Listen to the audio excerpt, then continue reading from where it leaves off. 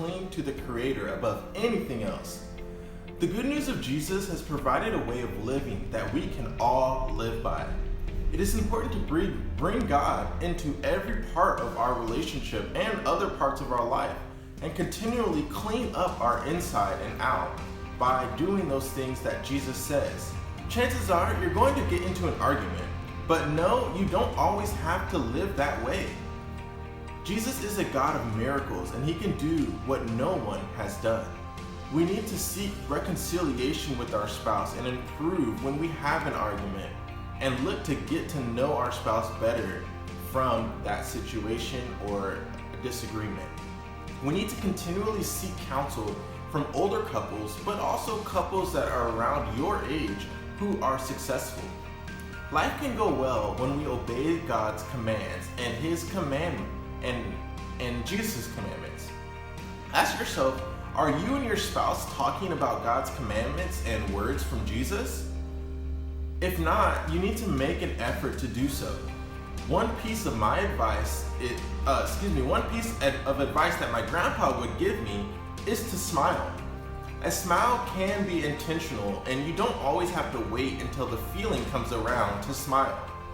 In the same way, we need to be intentionally seeking to live and dwell respectfully and peacefully with our spouse and love them even when we are upset, or the feeling of love may not necessarily be there, or a good time.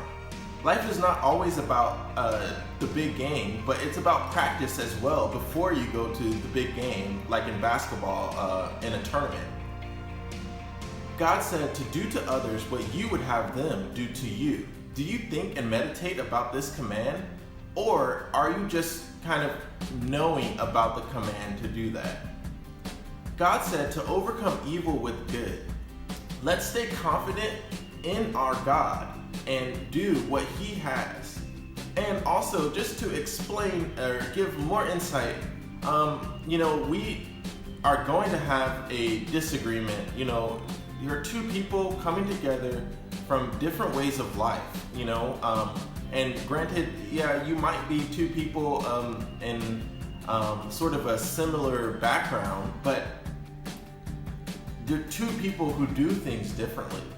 So God really squashes that whole disagreement when he says, do to others what you would have them do to you. And so, are we thinking about that in our life, or do we just kind of know the golden rule?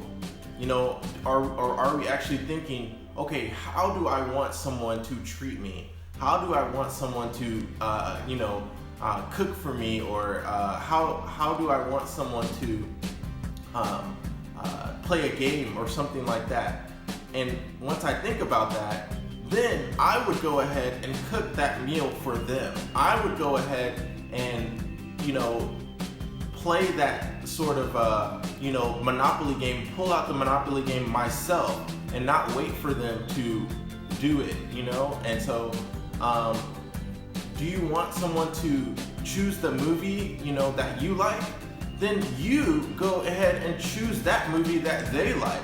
And then when it comes around, when they have the opportunity, they'll say, oh, okay, he's gonna choose my movie. And if it's my time to choose, let me choose his movie that he likes, or her movie that she likes. You get the idea. And so I hope that helps. Thank you so much for watching A Christian Marriage, and see you next time. God bless you.